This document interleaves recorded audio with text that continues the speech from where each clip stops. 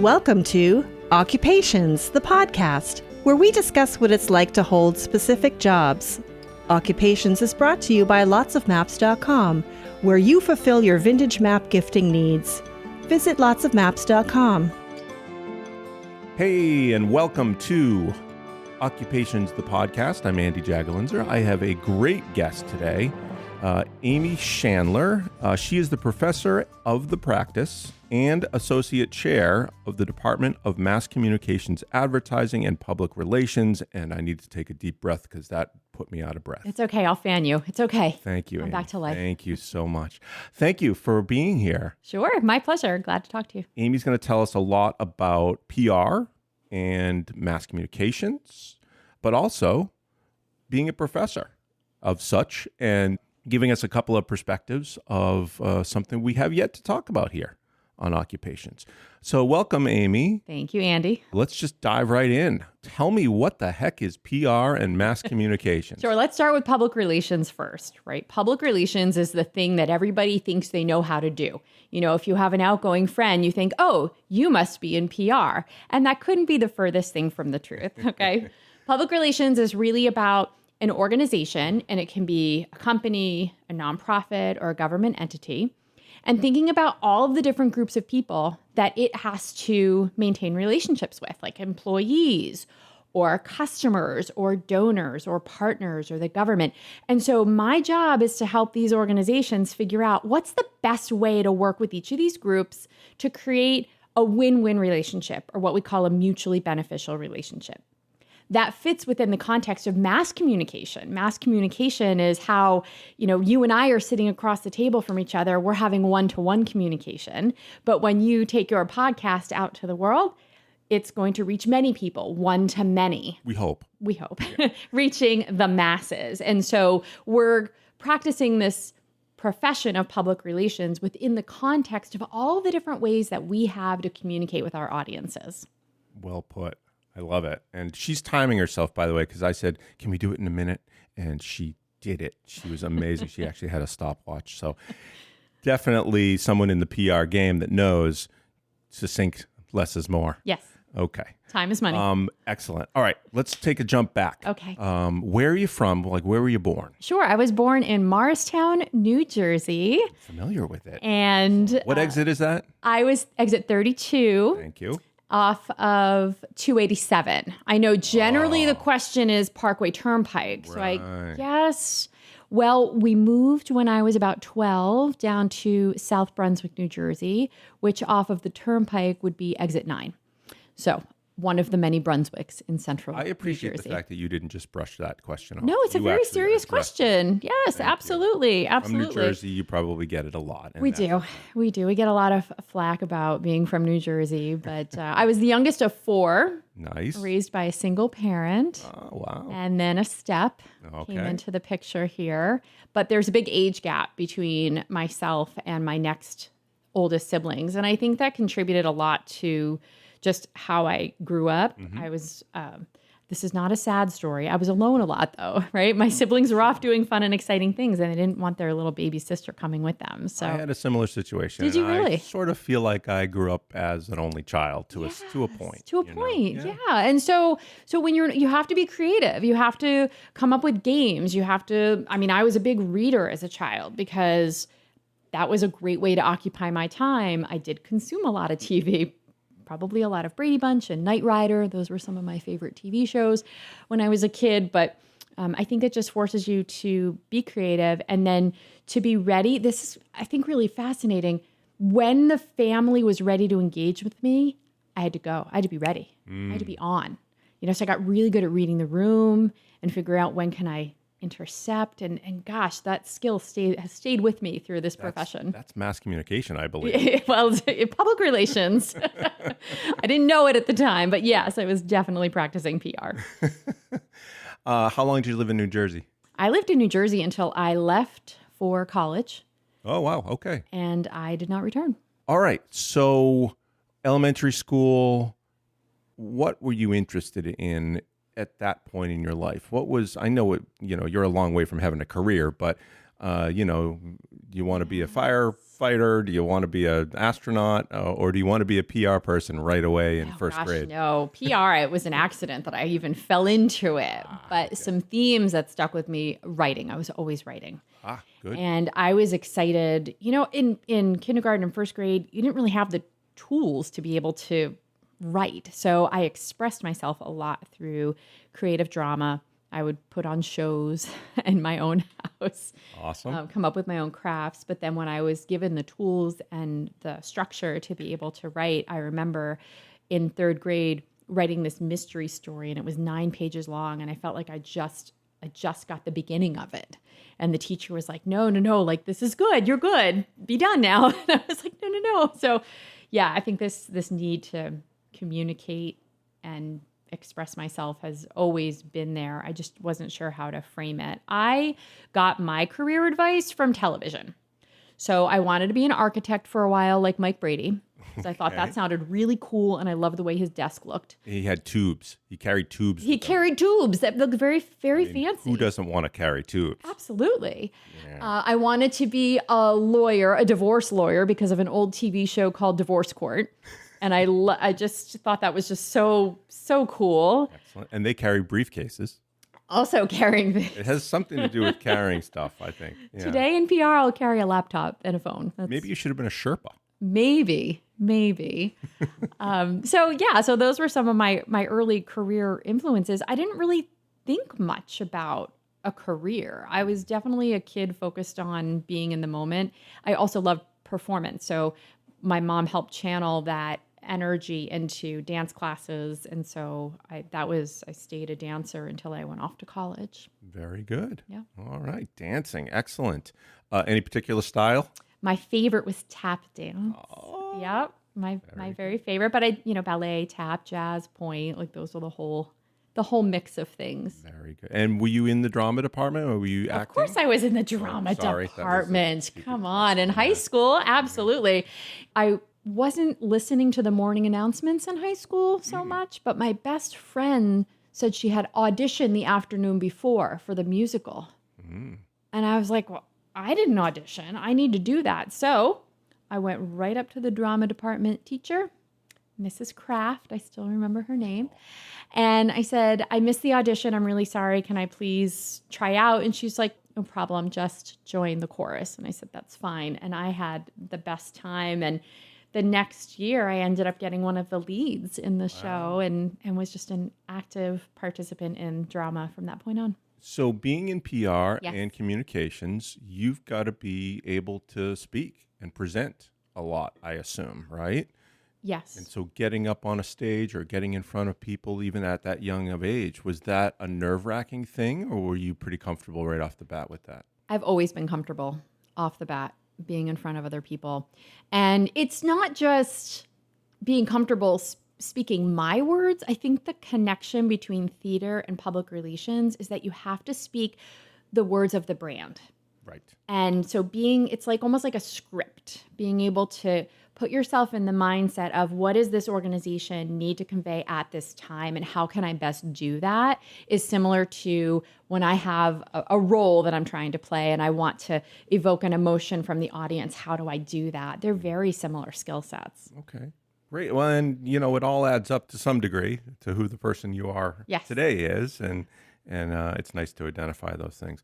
So off to middle school, I'm assuming at this point, or anything big happened that sort of stuck with you potentially for a career? Well, I think the hardest thing for me was when between 5th and 6th grade, my family moved. We moved from Morristown down to South Brunswick. Okay.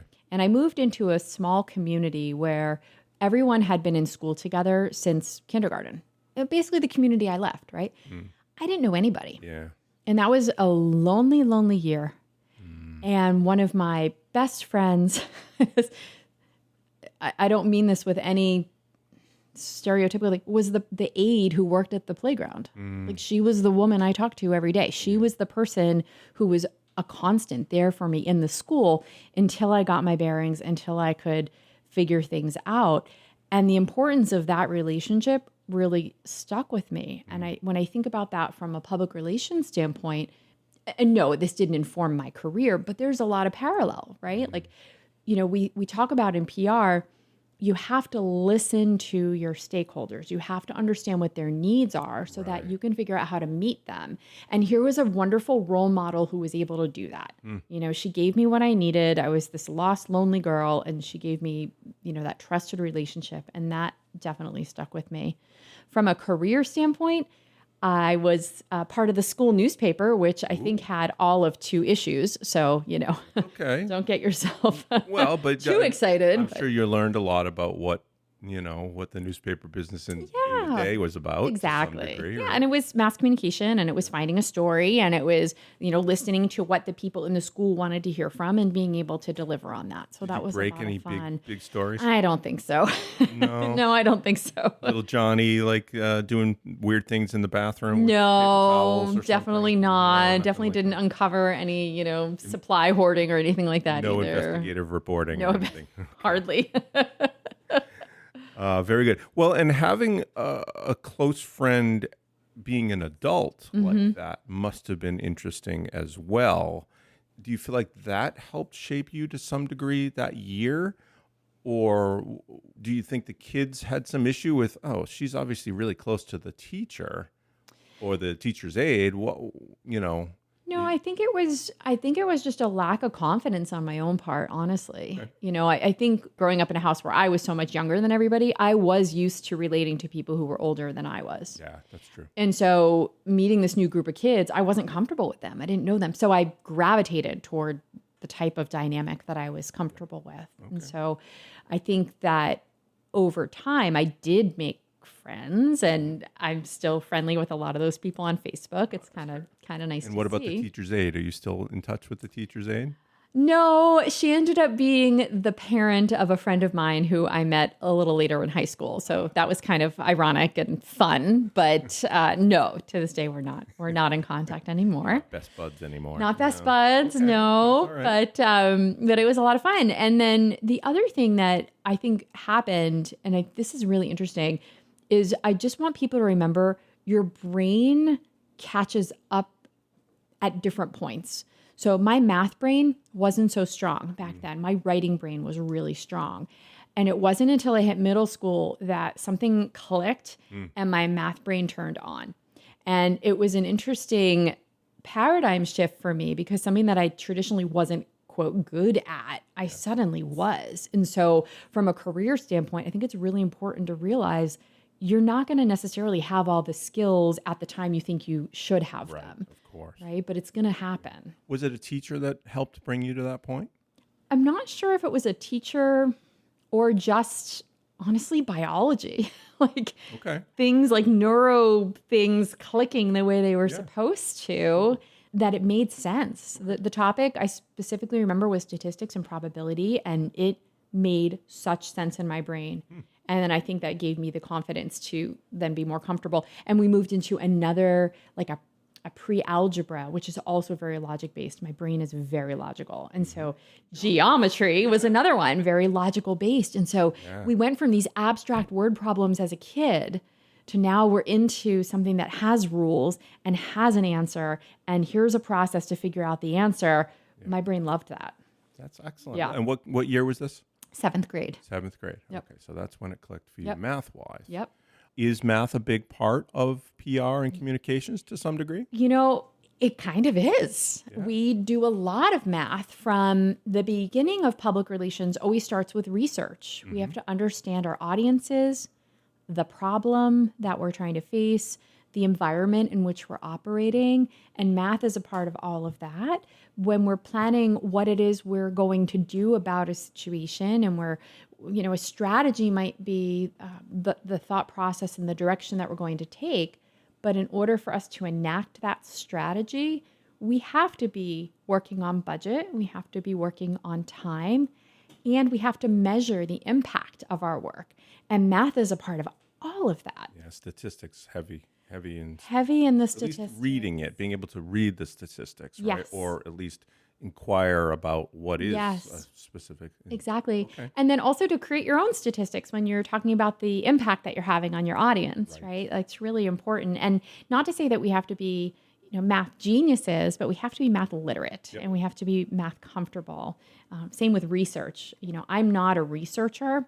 I am a practitioner, but I have to understand the components of research so that I can do it correctly or partner with someone who's going to go more deeply than I can. Great. Okay. So that's a big pickup on knowledge there in 7th grade. Absolutely. Okay. Thank you, Mr. Tucholsky, Mr. T. Mr. T. Yep. Don't pity the fool. Dope. All right. So 7th grade, math success. Yes. Anything else in middle school that helped shape you in one way or sort of slant you towards a different direction?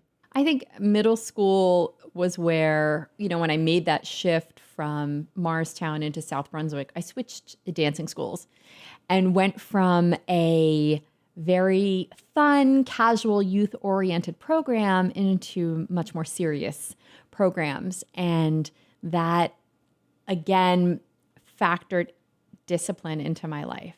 And suddenly my schedule was very full. So I had schoolwork during the day, I had dancing school, and then there was Hebrew school because in middle school I was working toward a bat mitzvah. And so there was a lot of stuff I had to get done. And so that really shaped me into being able to figure out how to be efficient and how to be effective and how to be smart with my time. Did you have any feeling towards being a professional dancer at that point? I know, again, you're young, but was there something like, this is what I want to do with my life? I'm so happy dancing. Not dance, but performance, yes. Okay. I did in high school. So jumping a little bit ahead, I did feel like I wanted to pursue being a professional actor. And I was in one professional performance of South Pacific for a New Jersey dinner theater, which was a really interesting audience. This was as a kid? I was 16 years old. Okay. Yeah. I was 16 and I played the role of Liat in this production that was, looking back, probably very problematic in terms of a lot of ways that it was misappropriating cultures. But that aside, it was a really fun experience, and it gave me the confidence to pursue some more theater projects. But what was happening at the same time is I was really hard on myself and on my body. And I started to recognize, thanks to my best friend at the time, I started to recognize that I was caring more about how my body looked than how my body performed. And that is not good. I stopped eating. I was drinking broth because that had fewer calories. Yeah. It was not good. And I feel so, so lucky that I was able to pull myself back from that and get some perspective. And that's why I kind of knew dance wasn't for me, because it was way too focused on your body and your lines. But theater was a place where I could be a little bit more myself, a little bit more relaxed. And however, I got a couple of rejections and realized maybe I'm not as good as I wish I were. I probably should have a backup plan. Sure. And I would like to not grow up as financially uncomfortable as I was as a child. So I grew up in a pretty poor household and wanted more security in my life. So this confluence of all of these things happening at the same time said I should probably go to college. So that all happened over the course of high school. And interestingly, in high school, my mom actually went back to college. She went to our community college and took some classes. Right. And so I was able to see her as an adult student. And it was really interesting. Where did you get the idea that your body needed to be at a premium? Was that coming from the kids? Was it coming from television? Was it coming from a teacher? What gave you that sense that was what you needed to do? It's so interesting because looking back, I didn't realize how food focused my family was. And as an adult now, I can look back and see food was such a major part of our life. Family functions, holiday dinners, it was all about the food. Yeah. And my mom made so much food. They'd say she cooked for an army, right? It didn't matter how many people were coming. There was always the same amount of food, and it was always too much. And so Well, you were Jewish. I mean, right. This is what happens, right? What happened? But at the same time, when there wasn't a holiday, my refrigerator did not have real food in that. And by that, I mean there was margarine, there was diet soda, there was frozen yogurt, and there was low-fat everything. And so my own mother, and, she's passed, and that's, we're okay. But, she had her own food demons that she, I think, inadvertently trained me to be much more perceptive about my body. And her comments that she would make about my figure, she meant as complimentary toward me, but I felt a very critical eye from her. And then in the dance studio, mirrors everywhere. Yeah. And we had a unit, I would say, where we did pair dancing. And so the teacher brought in some more experienced male dancers, and they would work with us on lifts and turns. That was really self-conscious for me, because now here's a person who's got their hands on my body and lifting me, and I'm looking around and I'm thinking, I am not the smallest one here. Right. I hope they can lift me. I hope I'm not embarrassing. So, not good. Not good. It's really hard. Yeah, that's sad that you ever have to face something like that. That's tough. Yeah. Your siblings. Yes. Were they instrumental in helping you find a path? Did they go off to college? Did they do some of the things that you could look at and say either, I think they made a smart move here, or I don't agree with the move they made and I'm not going to make that mistake? Yeah, I definitely learned from their mistakes. My eldest brother went to college and had an amazing time and was asked not to return. Oh boy. So that was one tickler. I had another brother who went to college, tried really hard, but no fault of his own. He's autistic. He has a host of other issues that were never really addressed. And so it was really a challenge for him. Yeah. And he didn't finish. And my sister went into like a sales career right away and seemed to have a lot of fun, but ran into some of her own personal challenges. And so I was able to learn and watch them go off and try these things. I'm thinking, I don't want to do the same thing they did, because that's not going to work. And those are three very different stories too. So very you've got stories, stuff to pick from or pick through. And exactly. That's interesting. Yep. Okay. You clearly picked your own path. I did.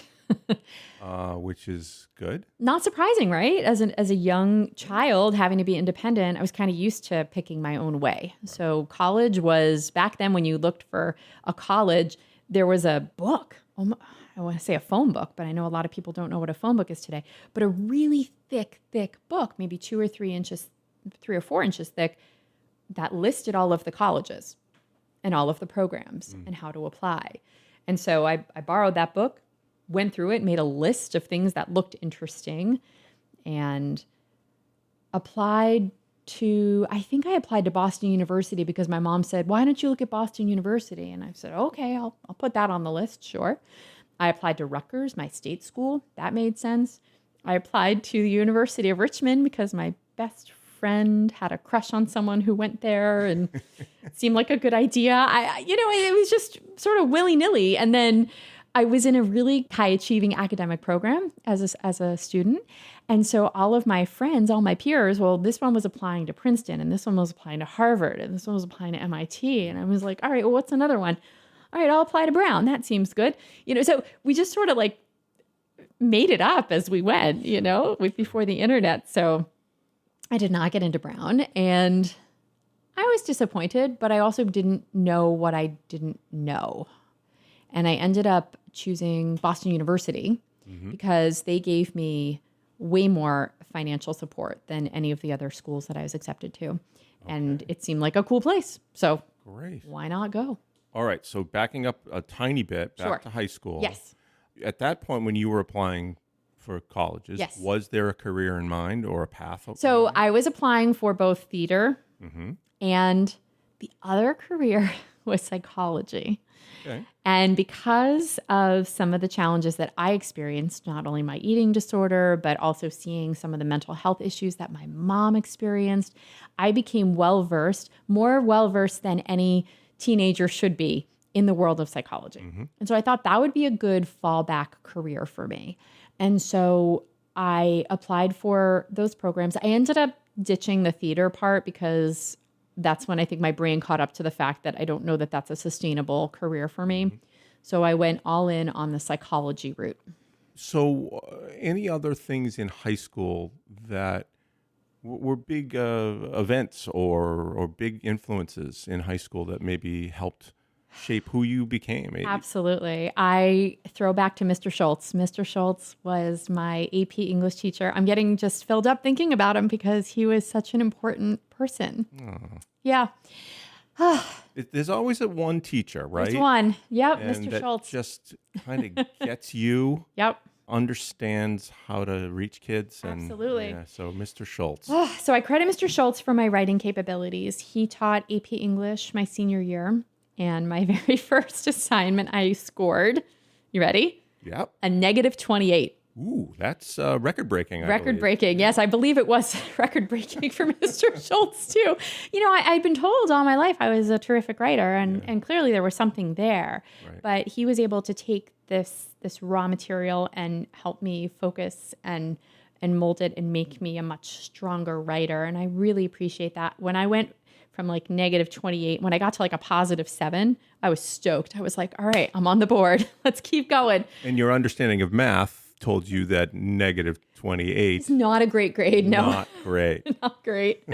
So anyway, Mr. Schultz stuck with me. He also was my theater arts teacher that senior year. And he had his ways of getting you to connect with yourself. And I remember this word association exercise that he had us do where we brought in a line or a verse from a song that was very meaningful to you. And he took you basically on this sort of guided meditation.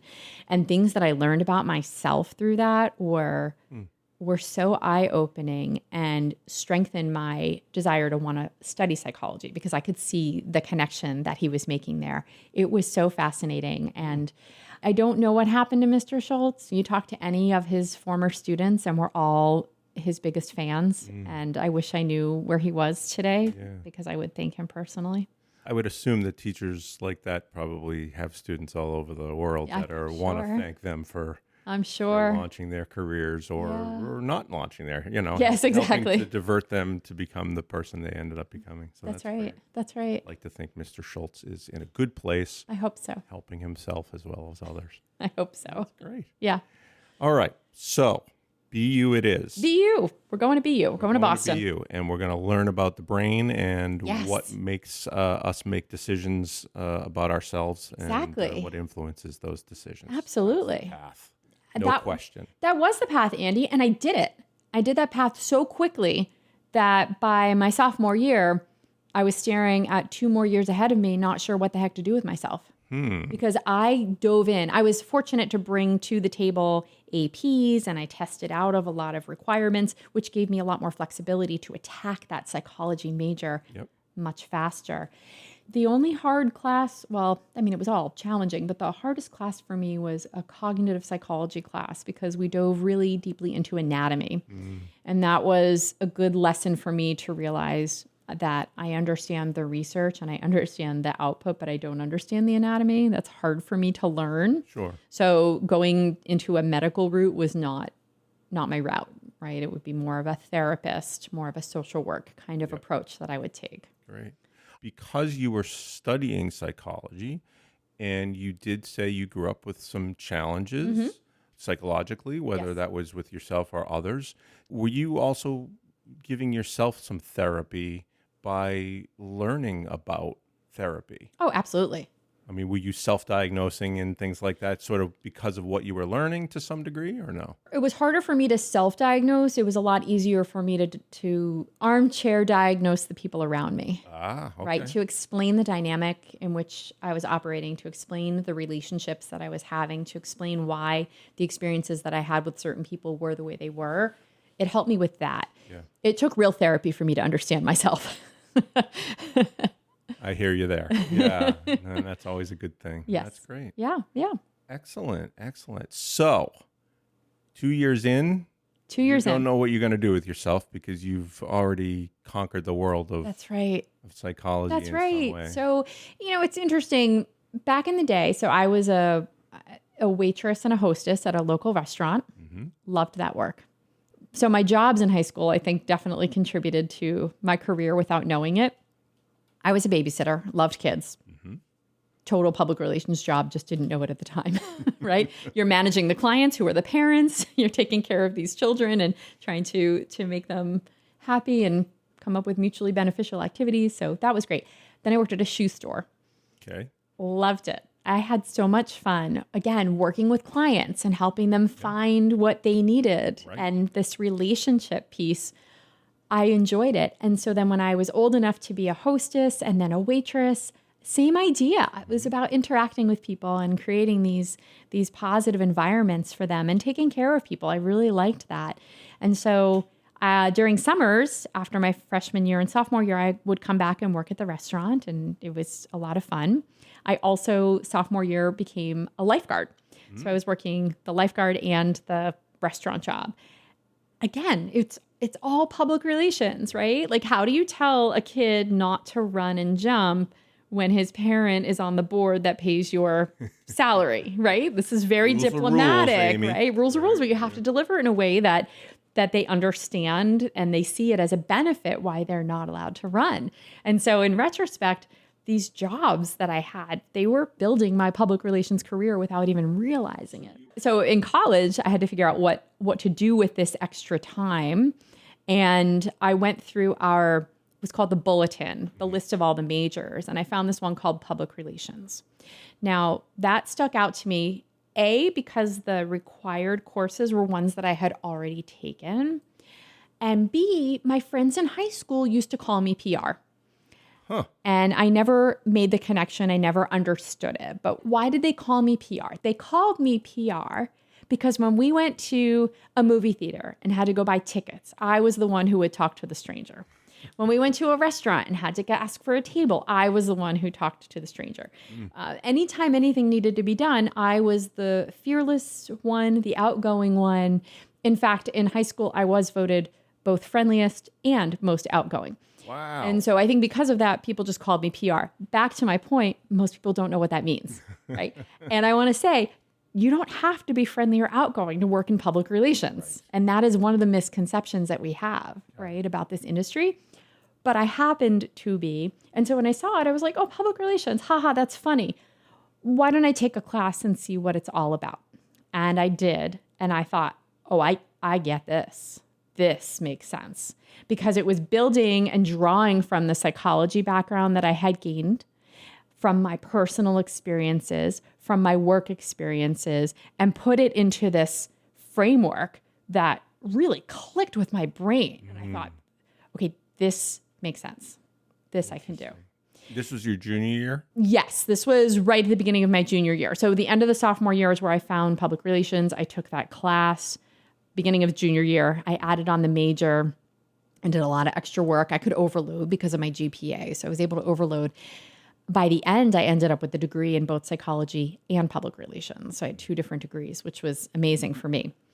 But after my junior year, I had to work an internship. That was part of the degree requirement. So my first PR internship was working for some soap operas in New York City. Oh, wow. Yes. So I was an intern in their publicity department, which basically meant every Monday I had to go down to the newsstands and buy all of the soap opera magazines, bring them back to my desk, flip through and cut out any mention of the soap operas that we worked with, put them out on a nice sheet of paper and photocopy them and make these little books. I mean, it was all very unthrilling, actually. It was probably the most boring job I've ever had until they brought me to a photo shoot. They had one of the trade magazines. Trade means like an industry publication. So soap opera industry publication had a day with all of the young actors and like a back to school themed shoot. And they brought me to that. And that's where I saw, okay, reporters talking to the stars, seeing the role of the publicists doing their work. That all was so exciting to me. And that's when I solidified, okay, I'm still going to get my psychology degree, but I think I want to pursue a career in public relations. And if that doesn't work, then I'll fall back to psychology. So that was a real pivot moment for me. Did you know at that time that these things were adding up to something? I had no idea. No idea. No idea. Okay. I needed money. I had a job. I was good at it. Great. That's what it was. it wasn't until later that I was able to look back and connect the dots to see, oh, wow, this is why I was so good at those jobs. And this is why I'm so good at my career now. And I was clueless. I had no idea what I wanted to be. That's okay. Because that would be quite a feat, actually. Oh, sure. If you did, right? Yeah. So that's good. Yeah. It's good to be able to look back at that and say, I was on the right path after all. Yes, we have to trust the process sometimes. So junior year, you have now changed your whole path to some degree. Yes. Was psychology still a big part of what you were going for in one way or another? Well, I mean, psychology is a huge influencer of public relations. So understanding how people make decisions and how they form opinions about brands, right? Public relations, we're thinking about how do we help people change their attitudes, their beliefs, and their actions. Right. And so how do we do that research to figure out where we're starting from? It's all psychology. Yeah. So to me, it's an incredible marriage of two academic areas. Was that still your major, was psychology? Yes, I ended up with 2 degrees. I'll show you on the wall. I have a Bachelor of Arts in Psychology and a Bachelor of Science in Mass Communication. Wow. Yep. All right. Yep. So you are off to the races. You don't even know it yet. I didn't even know it, but I was well on my way. Excellent. Yes. Were you still thinking potentially being a therapist too? Was that that was my backup plan. Oh, okay. Absolutely. So during my junior year, I had to learn what were the potential career paths. So again, my logical brain, my process brain said, okay, if I want to be a therapist, I have to go to graduate school. So if the PR thing doesn't work out, I need to be prepared to go to graduate school. So how do I do that? Well, let's plan to take the GREs, the graduate entrance exams. So I plan to take those in the fall of senior year because I wanted to still be in the academic mindset while I was taking that test. And the test scores were good for 3 years. So I felt like that gave me a little bit of flexibility to go try PR. And if it wasn't working, I can apply for psychology grad school. So that was my backup plan. Got it. Yep. It was good. Yeah. So I took those GREs and I did use them, but not in the way I thought. Okay. And I had learned of a subset of psychology called industrial psychology, which is about how employers get more out of their employees. And I know that sounds really horrific to say that out loud, but how do we get our employees to bring the best of themselves to the table? Usually pizza day on Friday. Pizza day works well, bagels, yeah, beer. But that was public relations, industrial psychology. So I thought that would be my sweet spot. So you're learning all kinds of things you didn't really have a clue. Correct. At this point. Oh, so absolutely. It was all coming fast and furious. Yes. Yeah. Okay. Yes. That's good. Were you excited at this point? Yes. Loved it. I love learning. I still love learning and learning these new things, learning these new opportunities, understanding worlds that I didn't even know existed was all very exciting to me. Yeah. That's great. Yes. Thank you. All right. Junior year success. Yes. Senior year comes. Now Yes. some decisions need to be made. Yeah. Were you looking for signs to make sure you were making the right decisions? And Not really, Andy, because I had my backup plan and I knew I had a 2-year window, 2 years to figure out if PR was for me or not. So I started applying for jobs spring break of my senior year, and I was horrible at it. I was the worst job seeker. I did the spray and pray kind of approach. And gosh, in retrospect, I wish I had done things differently, but I do agree that things happen for a reason. Sure. And so I continued my job. I worked for a bar nearby, a bar and nightclub. I was both a manager, bartender, security, and promotions person. I did basically whatever the owner needed. Yep. I'm totally ashamed of some of the promotional things that I created and some of the press releases that I wrote. My gosh, they're a study in what not to do. That aside, we learn from these experiences, right? So my plan was to try to stay in Boston after I graduated. So I was applying to jobs in the Boston area. My parents helped me make that decision because my mom and stepdad sold the home in New Jersey and moved to Florida. So my choices were Florida or Boston. I'd rather stay in Boston. Yep.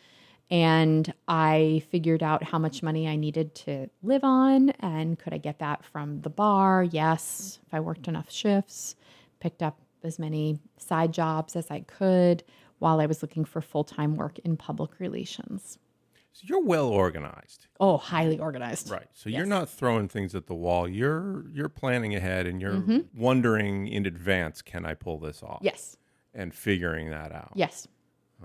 That's interesting as a college student to do that. A lot of kids, obviously, they just kind of, whatever, let's just try it and we'll see what happens, right? Yeah. But I did have that mindset. Let's just try it and see what happens. Sure. Right? Like there's no fault in trying and it not working out. No, Right? not at all. So my first job, I ended up, there's no way I would have ever thought of this as my first job. My first job was working for a healthcare conference company. This is a company that put on conferences. No kid ever wakes up and says, you know what I want to do one day? I want to go work for a conference company. There's one kid out there that's done that. But, That kid wasn't me. I didn't even know this was a thing. And so I was working, it was public relations, but it was really a mix of public relations and marketing and advertising. So it was a little bit of everything, a little bit of event management. They found out I was a good writer, so suddenly I was an editor and a proofreader for a lot of things, and learned about the printing process. It was a lot of fun. I learned a lot about hospitality and inviting your guests to the conference and how they should be treated. It was an interesting first job. were you ever to the point where people were expecting more out of you than you had experience in at this point, or did you feel overwhelmed by any of it? No, I felt fine. I really did. First of all, because of my busy childhood, I was a very efficient worker. I worked very quickly. Mm-hmm. And so when I hit the workplace, again, this is sort of pre-internet. Right. So things moved very slowly in my mind. And it was like, you're giving me 3 days to do this? Okay. Right. And one of the things I remember it was really hard to stay awake during my first few weeks Oh boy. at that job, because I wanted my college lifestyle. I wanted my bar and nightclub lifestyle, but I had to wake up and go be in Burlington, Massachusetts by 8:30 a.m. Yeah. So I'm sure you're not alone with that idea of kids getting out of college and not being able to acclimate to yeah, that was a the difficult work life transition. Yeah, sure. But because they gave me so much time to do my work, it wasn't a problem. Yeah, it could was sleep. fine. I could sleep. I could sleep at my desk with my head in my hand. All right. So, first job, Yes. successful. I think it was successful. I learned a ton and made a lot of strong relationships. Also realized when I stopped learning that I had to move on. Okay. That was a big deal for me when I was like, okay, this is the same protocol from conference to conference. And at this point, I'm not learning anything new. It's time for me to move on. I did create a couple of things and I was really proud of them. I started what we call a show daily. So like the conference goers every morning would get a newsletter telling them what was going on. Like they didn't do that before I got there. That was pretty cool to make a lasting change. That felt really good. So I started applying for other PR roles. What I was doing was what we call an in-house role. I was working directly for an organization. I thought it would be good for me to try to get a job at a PR agency that had other clients to try to balance out and maybe show me some different perspectives. So that was the type of job that I was applying for, a PR agency role. Lotsofmaps.com. Vintage, local, national, and world maps for an affordable price. 99% of our maps are $25 or less. Great as gifts. Frame them or put them under glass for your home, vacation home, or as a memory of a special place. Lotsofmaps.com. So that led you to I earned a job as an account executive at Lois Paul & Partners, LPP. It was a high-tech business-to-business public relations agency. It doesn't exist anymore. It was purchased by Fleischman Hillard and totally folded in. But what an amazing journey that was. I worked on the agency's biggest accounts. wow. Met incredible people that to this day, I will still go to bat for. Wow. You know, like when you're in the trenches and you're in the agency with these people and you're you're in it. You know, you don't go home until everyone's done. Yeah, sure. And there was just such an energy, and I loved it. How long were you there for?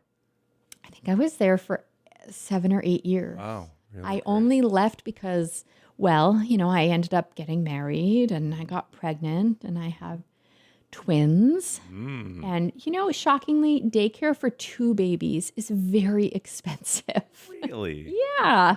Shocker. So I would have been losing money to have kept working with the babies. So that was why I left. Yeah. That was why I left. Yeah. Yep. That's kind of a sad sort of statement that's kind of where we are in society. It is. Give up a career just to save money. Mm-hmm.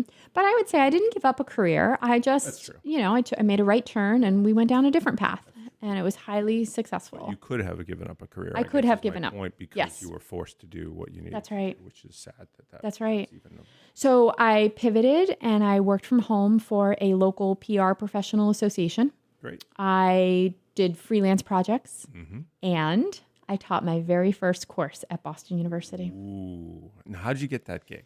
I got that gig because we didn't talk about grad school. I did eventually go to grad school. Oh, okay. This is prior to all these jobs, or no? No, I went to grad school while I was working. Ah. So I had my timeline and my expiration date on those GREs. Yep.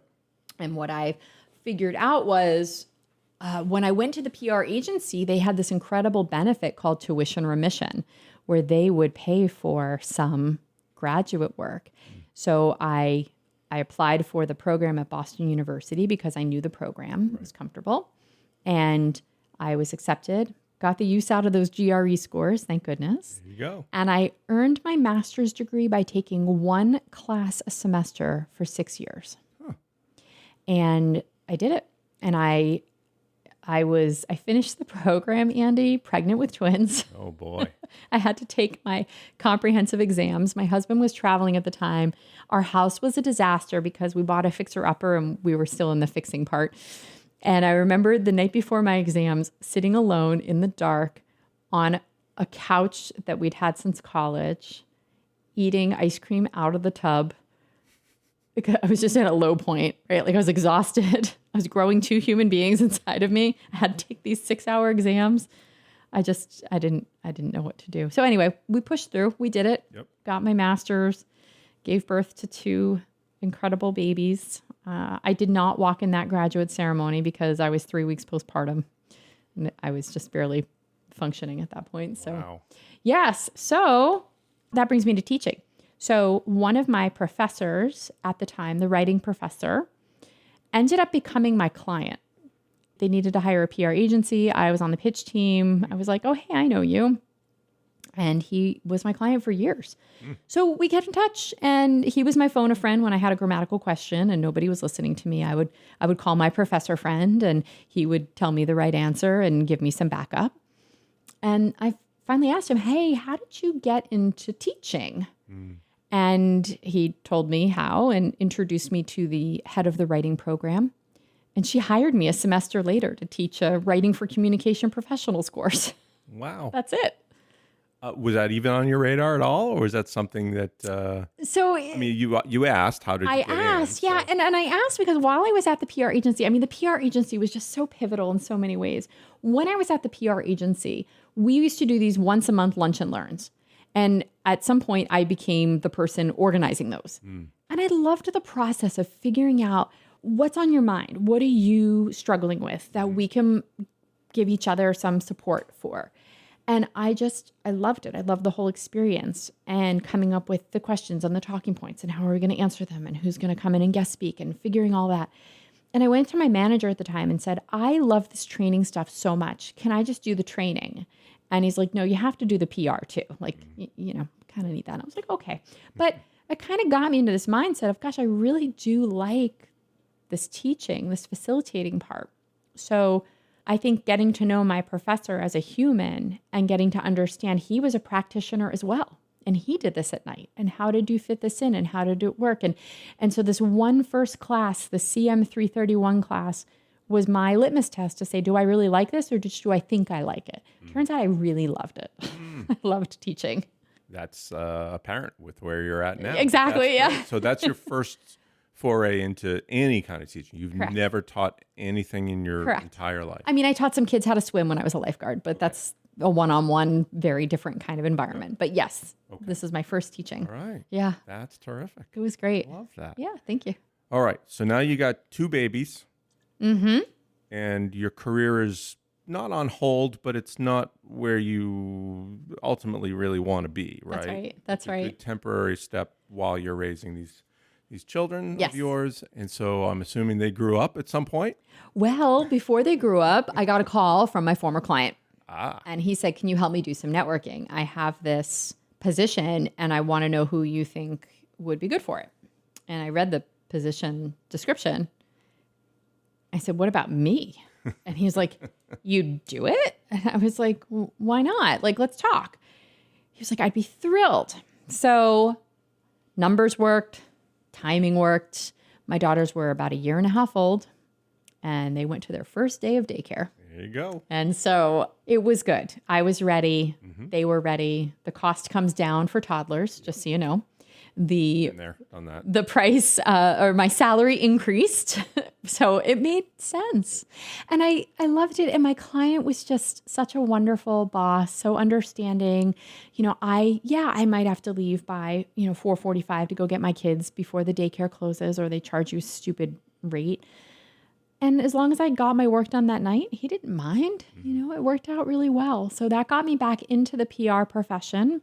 I was working, as we say now, back in-house.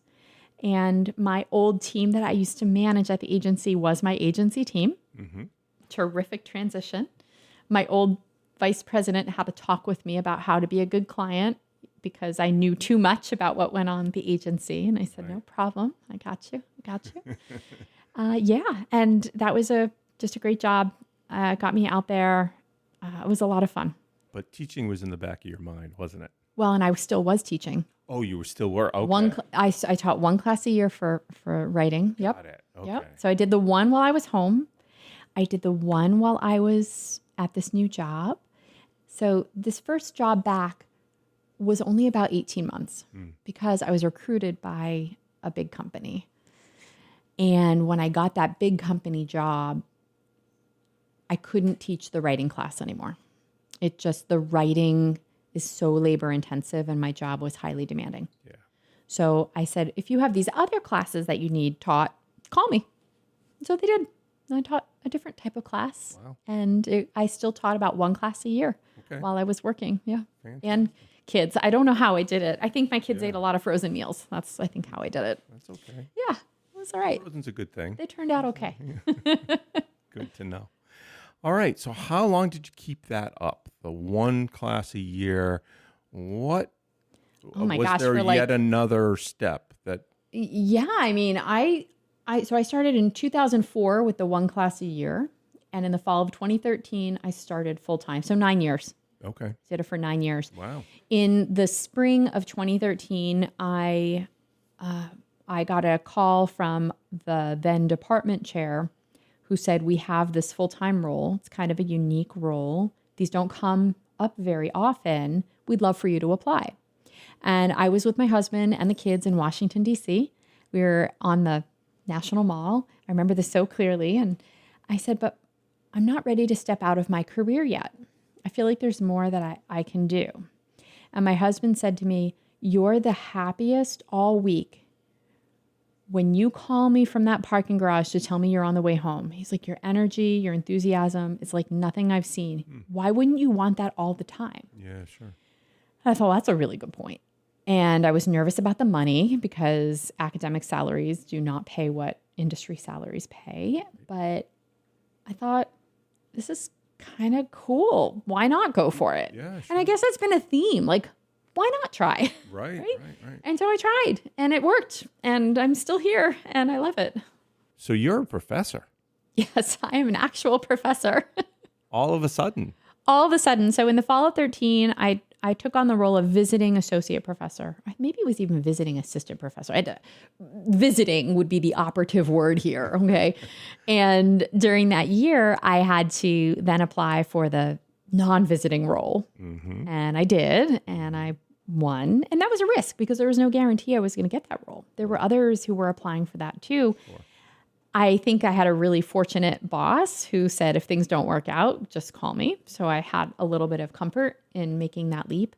But I made the leap, I won the role, and I haven't looked back.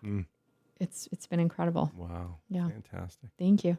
All right, let's get into the job. Yes. So let's talk about the job of a person in PR. You're obviously not in that position currently as you're teaching it, but when you were in PR, when you were doing it full time, what's a day-to-day like? Sure. There is no one day-to-day, Andy. Right. And that's what's really tough. And I still do consulting work on the side. So I'm still in the profession, which allows me to have that of the practice in my title. The positions are so varied and so broad. Yeah. And so the larger the organization, the smaller your focus is. So if you're like a Fortune 100 company, you might be focused on talking only to employees of a certain business unit. Right. If you're working for a small nonprofit, You're doing it all. you're doing it all, right? So there's not one way. There's also, and that would be when you're thinking about the scope of all the different stakeholders that PR people talk to. But then there's the skills and the channels that we use. You could be an expert in what we call earned media, working with reporters and influencers and content creators and podcasters. You could be an expert on research and data and analytics. You could be an expert on shared media, which is what the rest of the world calls social media, right? So there's so many different ways for you to apply your strengths and your crafts within the world of public relations. There's not one job. But for the purposes of your question, working for Staples, okay, the office products company. If there was a new product launch, it would be my job to help make sure that the world within North America knew about this new product and knew where to buy it, knew where it was available. So that required me to think about, well, who's going to tell these people about the product? How do I get to those people?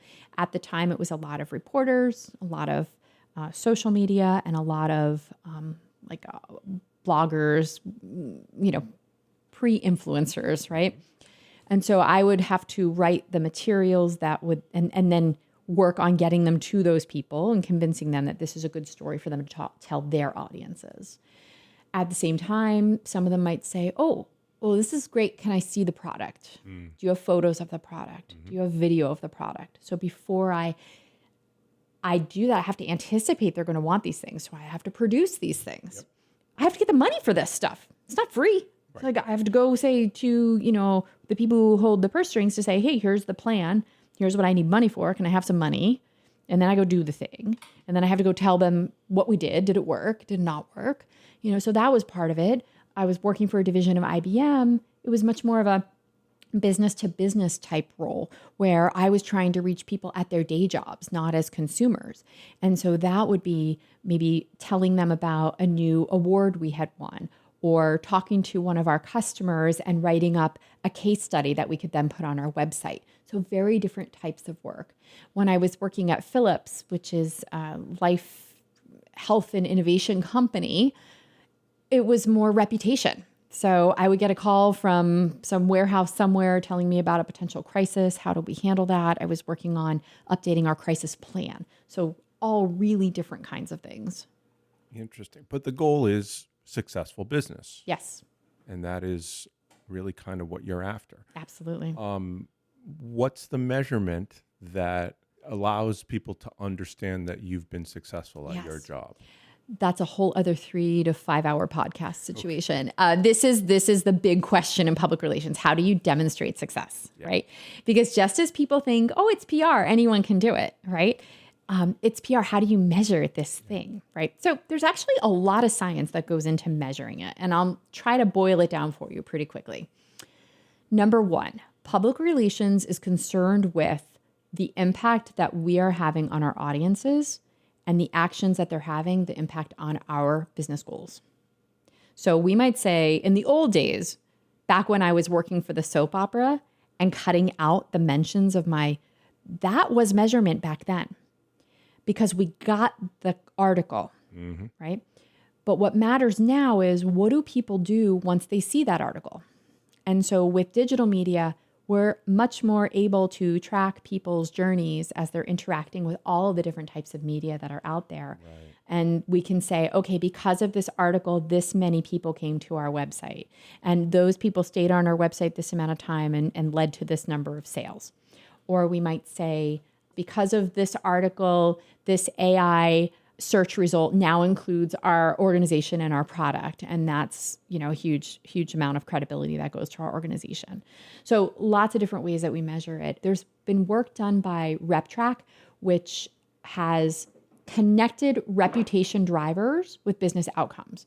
So when an organization has a favorable reputation, you're more likely to have people want to work for them, to want to buy products from them, who want to invest with them, who want to partner with them. And so we can make the connection between the work that we do in public relations with those business drivers, thanks to the research of RepTrack. You've got a lot of jobs here. Yes.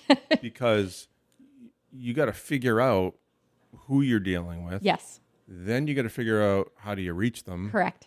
And how do you make them do the things that you really want them to do? Well said. Plus, you got to create the tools to do all of that. Yes. So that's and measure it. And measure it. Yep. So really, that's a lot. It is for a lot. one person to do. However, there must be self-satisfaction to know you're on the right track if you are measuring at the same time as you're right. So when we put exactly, we call that monitoring. So we monitor while we're putting things in market, and then we measure the impact at the end. And that's how we know we're doing the right thing. And this doesn't always work, right? Like, we have a lot of foundations, and we have a lot of research and theories to tell us this should be the right thing. But public relations is not something we can control. right. I had a great media day set up I hired a spokesperson. We designed a set in one of our stores. I had interviews booked via satellite, throughout the nation all morning, and a piece of breaking news hit, and all my interviews dropped. And so now I have a spokesperson, I have a set, and I have nowhere to put you. What do I do? Right. And by the way, I've spent the money. Right. They're not giving me the money back, so, it's a lot of internal management as well, and client management. To me, it's one of the most dynamic jobs that cannot be replaced by AI. Yeah. It cannot, because of the nature of working with people with changing contexts and environments. And we haven't even begun to talk about what happens when you try to do this in other cultures, Right. with other economies, with other levels of literacy, with different types of technology access, with different types of culture. I mean, it is one of the most amazing and fulfilling things for me, is to be able to work in this field and to help prepare others to be successful in it. So realistically, Yes. if we really boiled it down, Yes. you're taking experience with you, but at the same time, it's kind of a roll of the dice, right? Yes. You're sort of convincing yourself that this is the path that we need to take, and these are the tools we need to do it. Yes. But really, there's no guarantee that any of it's going to happen. Correct. Right? Absolutely. yeah. Yep.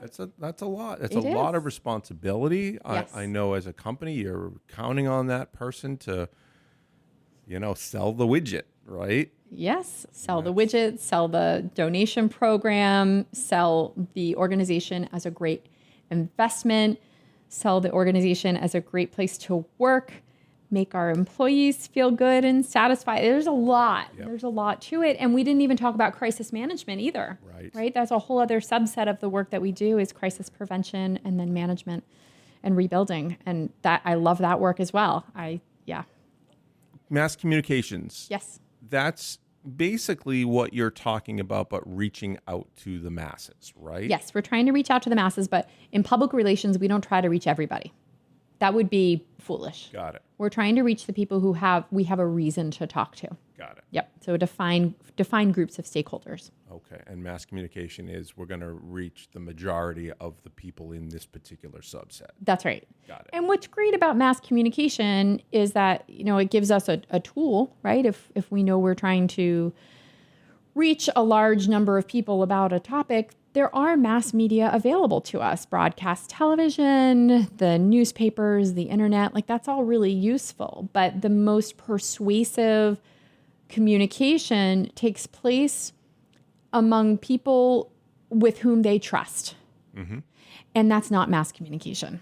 That's going to be very tailored, very focused, shared media-based conversations, or bringing other voices to the table that those people trust. Trust is a big problem right now for our country, but for my industry as well. Makes our work very challenging.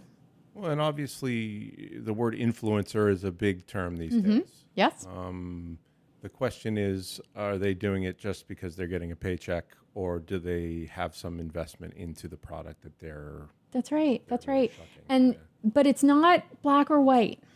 Right? Because an influencer can still be paid by a brand and be highly, highly effective working for that brand. Right. And because of our laws, they have to disclose that this is a paid partnership or that they're being paid by the brand. If there's good content, it is effective. It doesn't matter if it's paid or not. Yeah. And some of my colleagues, one of my colleagues specifically at Boston University, studies this. And a lot of people don't realize that the content they're seeing is paid. If it's a good story, they're going to consume it. Right.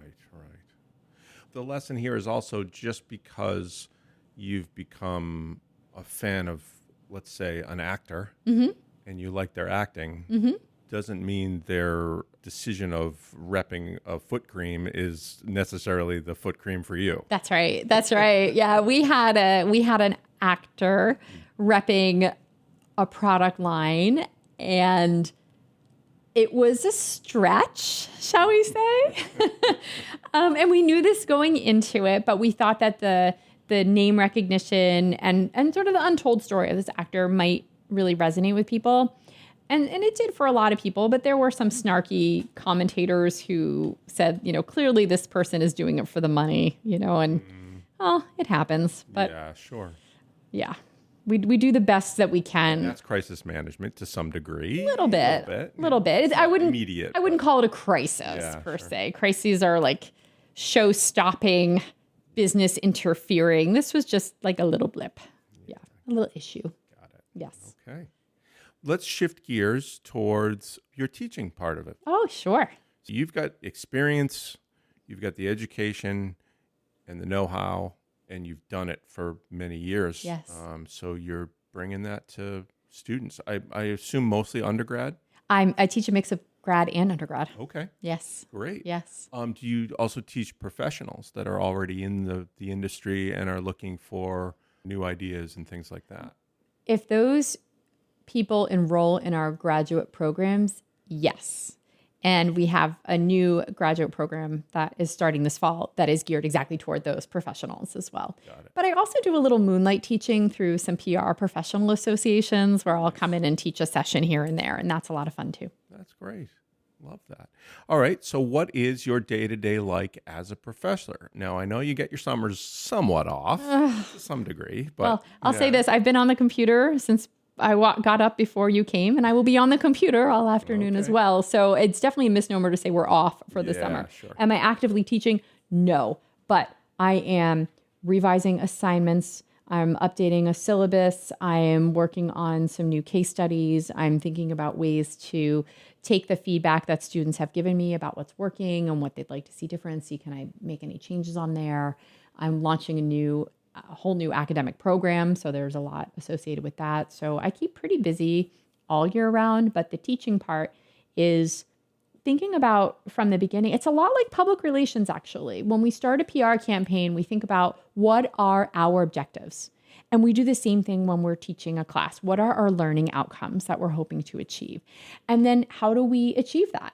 What do we know about our students? How can we make it possible for them to learn in different ways? Not everybody learns the same way. So I want to make sure that I'm giving my students the content in multiple formats and giving them a chance to show me what they've learned in different types of formats as well. So that's part of this as well. So what does it look like? I start with a syllabus. So I know what's my plan of attack for the class. Mm-hmm.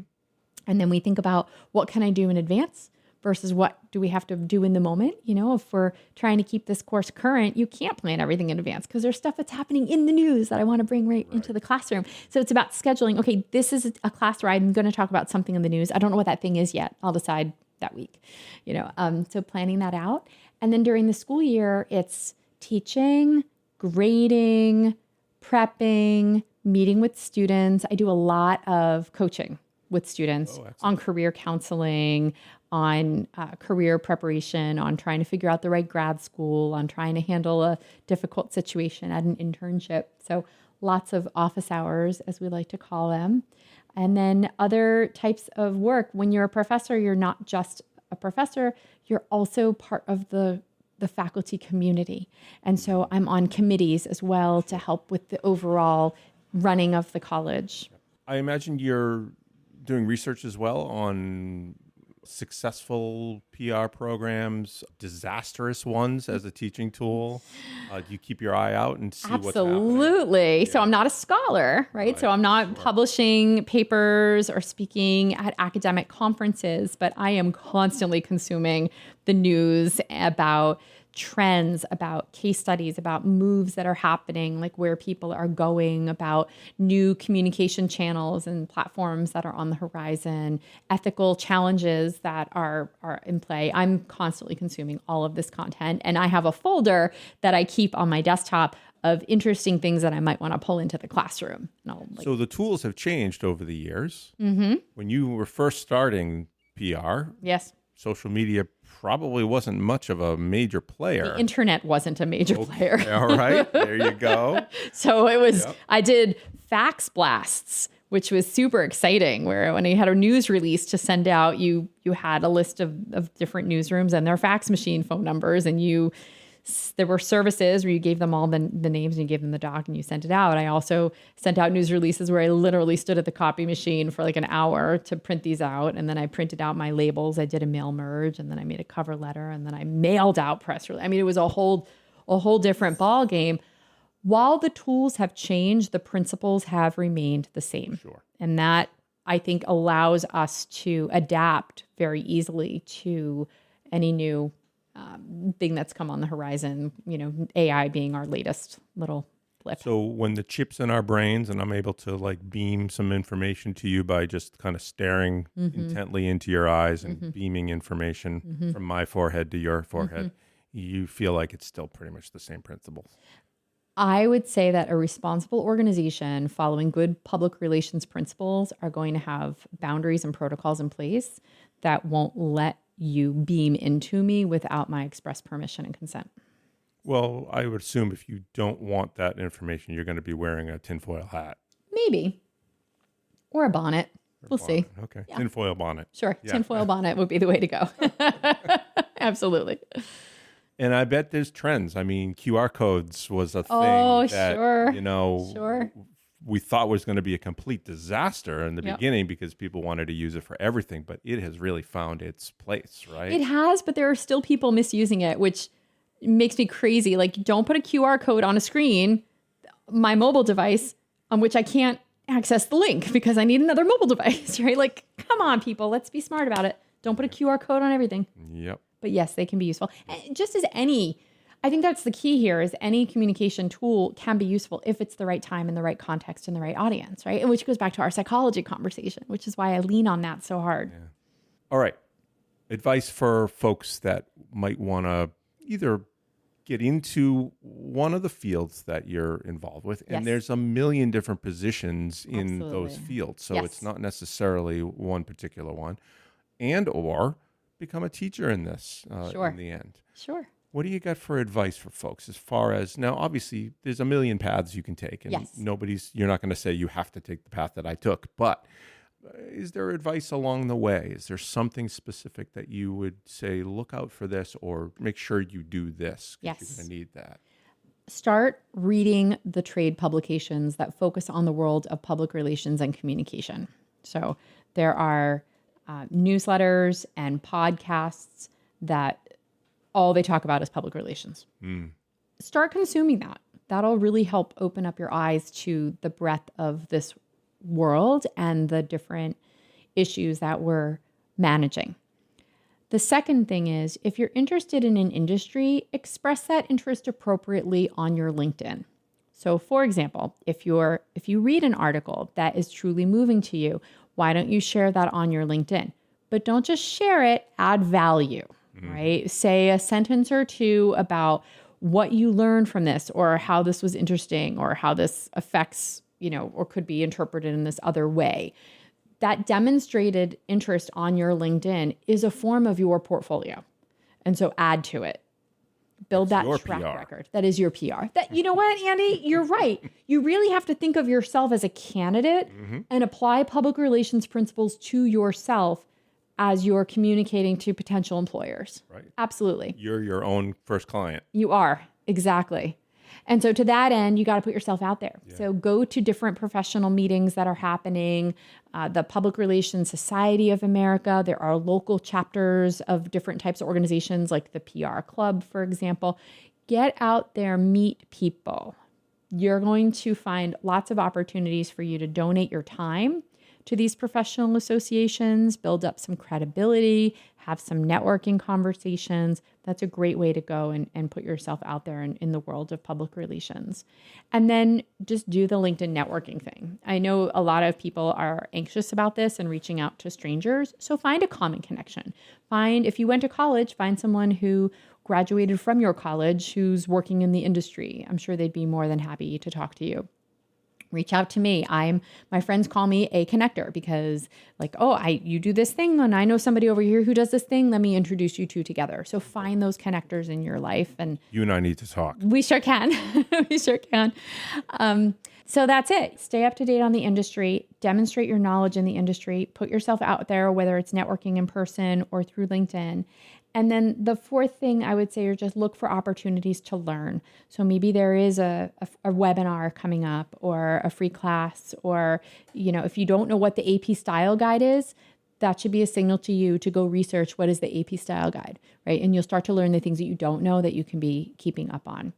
Andy, I just want to clear up a misconception about public relations, sure, which is that in some way you have to be outgoing or friendly like I am in order to be successful in this industry. And that's just not the case. I've worked with plenty of incredible, talented professionals who are more comfortable writing than speaking up in a meeting, who are more comfortable analyzing data and sharing those results than necessarily being out front and serving as a spokesperson for the organization.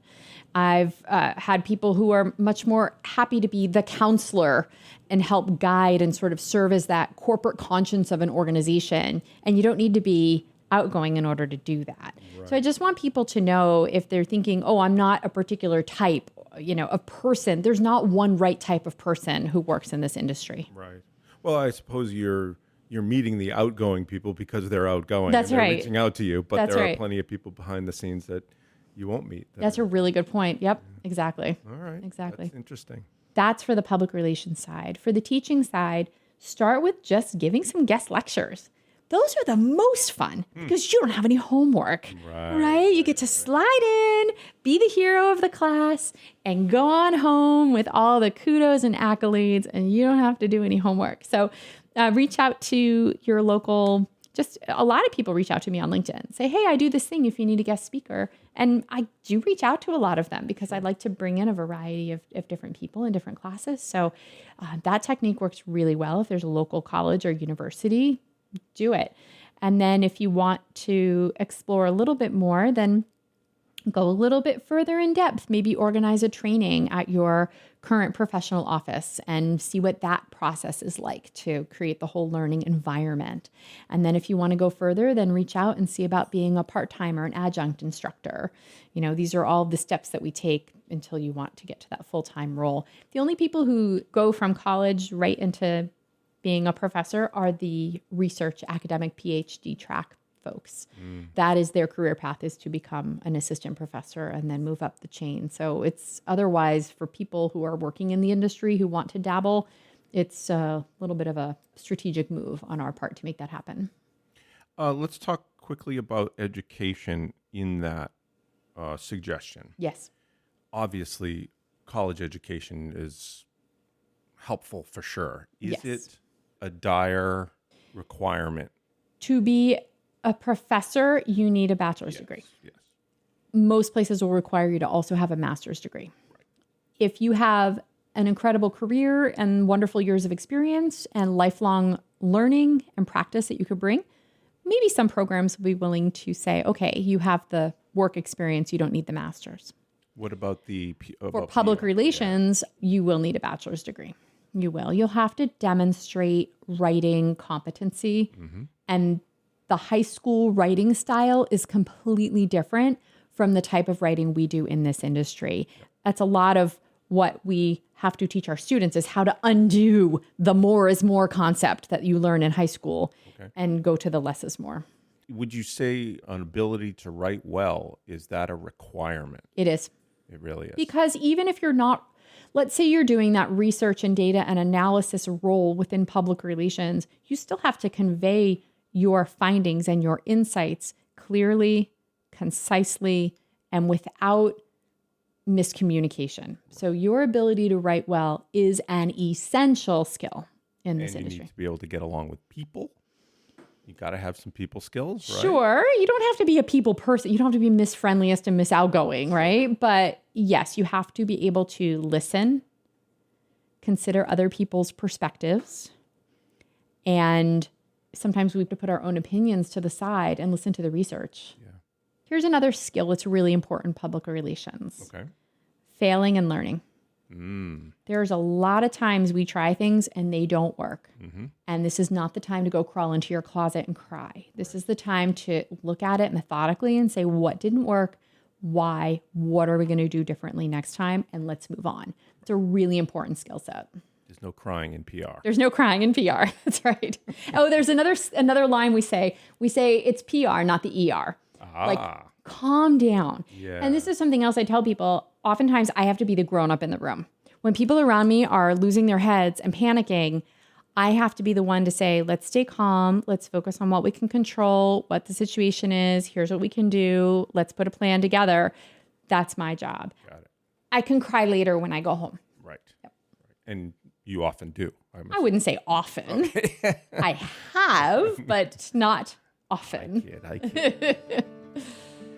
Amy Shanler, professor of the practice and associate chair of the Department of Mass Communication, Advertising, and Public Relations. It has been a pleasure to have you on Occupations. Thank you so much for teaching us about your world. Thank you, Andy. I appreciate the opportunity. And please, if you need any PR advice, let me know. Very good. Stay tuned for another episode of Occupations coming soon. Thanks. Occupations has been brought to you by lotsofmaps.com. Please follow Occupations the podcast on Facebook, Twitter, and Instagram to find information about our next episode or to see what past episodes are available.